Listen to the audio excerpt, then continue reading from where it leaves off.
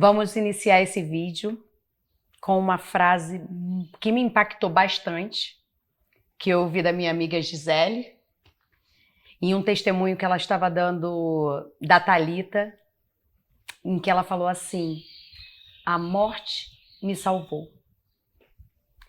Essa frase me impactou muito porque é exatamente o sentimento que eu tenho.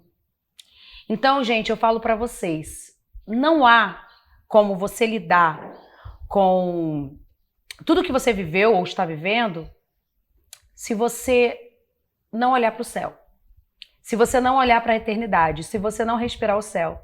E é curioso que, na época, minha psicóloga, que também é mãe de Anja, a Roberta, eu tinha terapias com ela, inclusive façam terapia, e se vocês puderem fazer terapia com quem fala do luto ou com quem já passou pelo luto é legal, porque valida a sua dor. Você vai se sentir em casa nas sessões, é importante. Enfim. E aí eu falando com ela, eu falava assim: Roberta, pode ser PhD em psicologia, pode ser psicoterapeuta, pode ser qualquer coisa, mas se não olhar para a eternidade, se não respirar o céu e se não nascer de novo em Deus, não tem como lidar com isso. Não tem. E daí que surge o método Renascer. O método Renascer surge das nossas experiências e das nossas convicções em todas as etapas do luto e principalmente o quanto o espiritual precisa estar ligado a isso. A gente precisa viver a eternidade. A gente precisa respirar o céu. Porque é lá que encontramos a vida dos nossos filhos. E é lá que encontramos o sentido de toda uma vida. É olhando para Deus. Então eu falo para vocês que a morte, ela traz a verdade da própria vida. A morte, ela te traz a urgência de viver. A morte, ela te traz a verdade sobre Jesus Cristo. Quem é Jesus? O que Jesus veio fazer aqui? Ele veio trazer a vida eterna. O que é a vida eterna? O que faz um Deus entregar a própria vida e morrer uma morte vergonhosa na época, que era uma morte de cruz, uma morte difícil? E quantas dores ele sofreu e que ele escolheu passar? Por que ele escolheu passar? Se ele sendo Deus, ele poderia ter evitado. E por que ele escolheu passar? O que tão de benéfico tem a morte? O que tão de benéfico tem a morte a ponto de fazer valer a pena o sacrifício do próprio Jesus? O que tão de benéfico tem a morte a ponto de uma mãe de anjo declarar que a morte a salvou? Fala um pouquinho sobre essa frase com a gente, Gi. Essa frase tinha mais ou menos 2 anos que eu tinha devolvido a Thalita para a eternidade. E ela veio para mim assim muito forte, né? Quando eu vi que eu saí do superficial e estava indo para um outro nível. Então eu olhei para mim mesma e eu falei: gente, a morte me salvou. A morte da minha filha me salvou, né? Me salvou do raso, me salvou da religiosidade, porque eu era totalmente religiosa, né? Eu praticava uma religião e eu era religiosa naquela religião. Eu pensava que eu sentia a presença de Deus, né, na verdade. E quando eu me deparei com a morte, eu encontrei Deus face a face, né? Porque ali é um tete a tete seu e Deus. No primeiro momento, a gente pensa que Deus abandonou. Sim. Só que ele não abandonou, ele está ali o tempo todo. Só que o barulho da nossa mente e a busca de resposta, porque a gente quer muita resposta, mas por quê? Para quê? Como? Ah, mas eu estava fazendo, e vem tanto questionamento, e a gente se vê só. Só que em nenhum momento a gente ficou só. O mundo, as pessoas podem te deixar sozinha, mas Deus jamais. Deus jamais. Então foi quando eu comecei a olhar com tanta plenitude para a eternidade. E saber que a morte tinha me salvado porque eu encontrei Deus na morte. Ele se apresentou para mim na morte. Não foi na vida, foi na morte. Que ele falou para mim: agora é eu e você e eu. Então, foi aonde eu me despi, como eu falei em outro momento, eu me despi de todos os meus rótulos, cargos, rótulos, o que as pessoas iam achar, o que as pessoas iam pensar.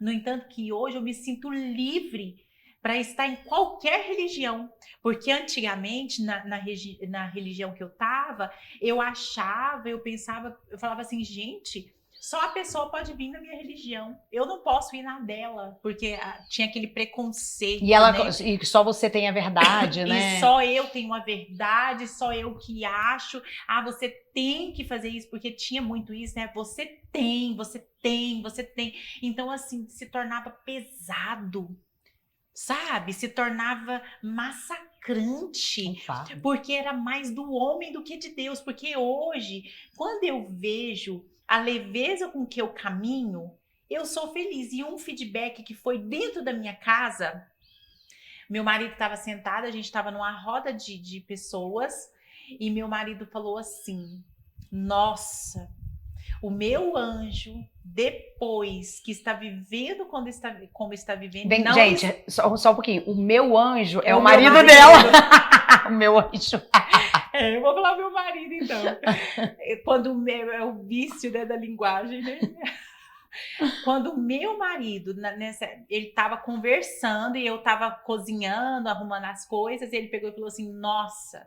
Depois que ela saiu daquele fardo de congregar, né? Eu acho assim, tem que congregar, tem. Se você sente no seu coração de congregar, você é livre. de praticar uma religião, se você se sente mais próximo dessa forma, gente, é lindo. Só que o que Deus faz na morte é a liberdade de você escolher. Igual, eu vou na igreja da Cris, eu sinto a presença lá, com ela, eu assisto, né, os evangelhos todos os dias, e a gente tem uma troca gostosa. Então, quando eu falo a morte me libertou até disso. É como se transcendesse, né? É como se isso não limitar, não tem igual, como se alguém me isso. mandar, igual, tem um devocional espírita, eu escuto ele, agrega pra minha vida, e é gostoso, é maravilhoso, e é libertador. Aí se eu mandar pra determinada pessoa, falando, sangue de Jesus tem poder, nossa, meu Deus, que isso, só que ali tem um conteúdo, olha o que a gente escutou hoje, né, Cris? Exatamente. Olha o que a gente escutou hoje, tão maravilhoso, sobre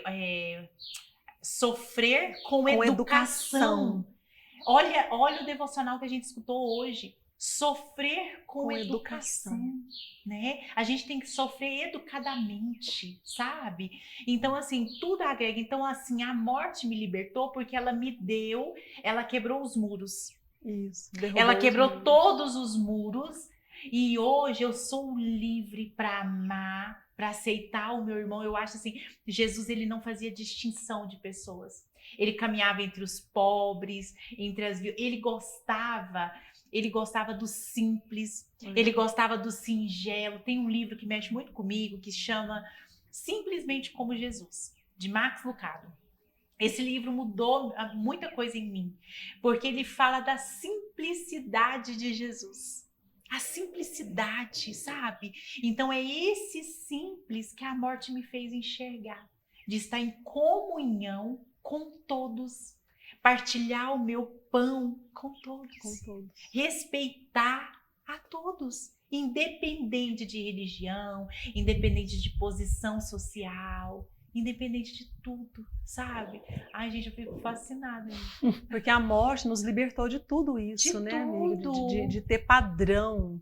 Né? A gente não tem padrão, a gente tem pessoas à nossa volta, né? Assim, que nos agregam, igual você falou. Não interessa se a mensagem vem do espírita, vem do evangélico, do católico. É uma mensagem boa que vai me acrescentar, eu vou escutar. E vou abstrair dali o melhor. Agora, se aquela mensagem vem falando algo que me incomoda, ok, eu não preciso ouvir, eu não vou criticar quem me mandou, mas eu não preciso ouvir.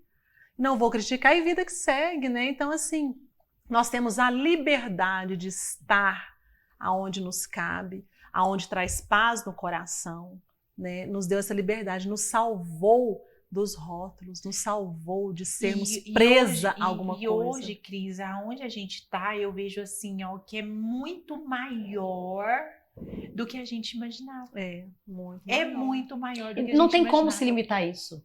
Não tem como se limitar. Gente, depois que você tem a experiência da morte e da salvação através dela, você não tem como se limitar a uma religião. Você não tem como se limitar a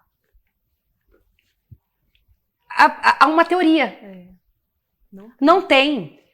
E quando eu falo que Jesus, ele realmente... Vai descer com ela? E quando eu falo que Jesus realmente, ele é o nosso mestre, ele é o nosso Senhor, ele é o nosso Salvador, é um Jesus que não cabe numa caixa. Não cabe numa caixa. Não tem um padrão. É um Jesus que senta à nossa mesa. É um Jesus que anda com a gente. Que ceia com a gente. Que ceia com a gente, que anda com a gente todos os dias. E aí, o curioso também, quando a Cris estava falando, né, sobre a gente não se encaixa mais em padrões, é porque a gente já sabe a nossa identidade nele. Eu sei. E quando eu sei da minha identidade em Deus, não adianta você chegar para mim e falar que eu tenho que ser de alguma forma. Porque eu já tenho convicção de quem eu sou nele. Isso é forte, gente. Qual é a sua identidade em Deus? É o que o líder religioso manda você ser? Ou é quem você realmente é? E sabe, eu vejo assim também, Mari, o fazer por obrigação. Você tem que ir, você tem que estar, sabe? Vamos supor, determinado cargo, você tem que estar tal dia em todos... naquele protocolo. Só que tem dia que você não quer estar lá, né? Então, assim, até essa liberdade, né? Não fazer pelo outro e nem para cumprir nenhum protocolo. Você tem que fazer por Deus e para Deus. E quando algo é feito para Deus, tem que ser com muito amor. Muito amor. Porque e muita liberdade. Muita liberdade, sabe? Então, assim, não pode ter... igual eu falo assim, se tem peso, não tem Deus. Não tem Deus. E sabe qual é o problema disso? Muitas pessoas colocam na conta de Deus esse papo. Então, a gente conhece até mães, né, do grupo que fala, eu briguei com Deus porque eu fazia aquilo, eu era evangelista. E muitas pessoas colocam na conta de Deus isso, como se isso que foi criado pelo homem ou pelo líder daquela igreja fosse Deus. Não foi Deus. Então, às vezes, é o momento de você se afastar disso para você conhecer realmente quem é o Pai. Na sua casa, no seu secreto, no seu quarto. O que o Pai quer de mim? Né? E é o que eu falo, você conhecer a Deus e saber o que o Pai quer dele, o que o Pai quer de você, quer carinho, né? Vem cá. Carinho. Ai. E saber o que o Pai quer de você é você entender quem você é nele. E quando você tem essa convicção, você conhece a liberdade. Gente, uma coisa é fato. Não há outro caminho de você conhecer a nova vida que te espera se você não viver a eternidade. E se você não respirar o céu. E viver a eternidade e respirar o céu é o agora. Você tem acesso à eternidade no agora. Então, às vezes, é necessário você desconstruir toda uma opinião, toda uma convicção lá atrás, que nós passamos por isso, todas nós, para ter uma nova convicção de Deus. Só que é uma convicção íntima. É uma convicção de dentro para fora. Não é alguém que fala para você que você tem que ser daquela maneira. Tem que fazer daquela maneira. Você tem que fazer daquela maneira. Você tem essa convicção e você faz. Vocês entendem? Sabe o que eu sinto nesse momento agora? Um convite, é como se Deus estivesse fazendo um convite, vem para minha liberdade. É a sensação que eu tenho, sabe? Sai desse lugar e venha desfrutar da minha liberdade. E é tão gostoso, é tão sereno. É leve. Muito bom. E não é uma coisa fantasiosa, não é uma coisa que a gente acha, não, é leve, é suave, desfrutar dessa liberdade. Então é um convite do Pai. Vem para minha liberdade. É isso, gente. A gente se encontra como filho. A gente se encontra nesse mundo quando a gente se encontra nele. A gente encontra a nossa identidade real quando a gente se vê como filho. Sabe por quê? Porque é impossível a criação se desvincular do Criador. O seu espírito tem sede por ele. O seu espírito clama por ele. E quem é ele? Pergunte a ele, quem é você? Eu fiz essa pergunta. Quem é você? Como é que eu consigo te ver?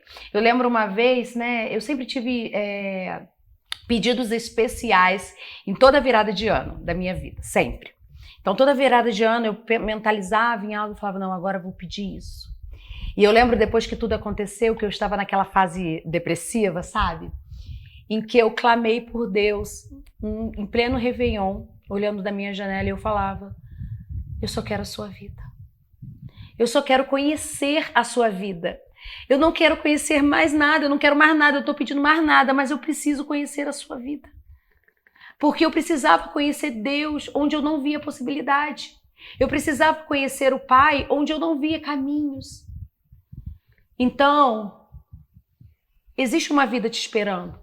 Existe um Deus bondoso que quer se apresentar para você, que quer ser conhecido a você. E você só vai achar o sentido da sua vida. E essa vida que a gente tanto fala que ela jorra, se você se encontrar nele. Se você se vincular ao Criador. E não há outro caminho, gente, de fazer isso se você não olhar para Cristo, não olhar para Jesus. Por quê? Porque ele é a humanidade de Deus. Só existe o caminho de você olhar para esse espiritual se você olhar o espiritual humano. Vocês entendem? Ele é o Deus humano, ele é o espiritual humano. Então, assim, olhem para ele. Se vocês não conseguirem ler a Bíblia, se a Bíblia é dificultosa, ouçam pregações, ouçam a gente, ouçam um método, ouçam louvor. Vai ter uma forma de você se conectar. Um livro. A natureza, gente. Às vezes a gente vai para uma cachoeira, para algum lugar, ali a presença é tão real. Porque é tudo criação do Criador, né? A criação dele. Então a gente se conecta muito, né, com ele. Então vai ter lugares específicos que você fala, eu tô indo pro meu secreto com ele, eu tô indo para minha intimidade com ele. Então não importa o lugar, não importa, eu consigo cultuar hoje em qualquer lugar. Aonde eu estiver, com quem eu estiver, eu consigo me conectar. Eu consigo me conectar com a eternidade. É como se eu vivo aqui pensando lá. Uma vez ele me deu uma frase, né? A certeza da eternidade me faz viver o céu aqui na terra. Então, se eu tenho certeza que essa eternidade existe, eu já preciso vivê-la aqui agora. Eu tenho que começar aqui, a viver aqui, a buscar aqui, viver esse céu aqui na terra. Né? Respirar o céu todos os dias. Todos os dias. Todos os dias. É o seu oxigênio. É isso, gente.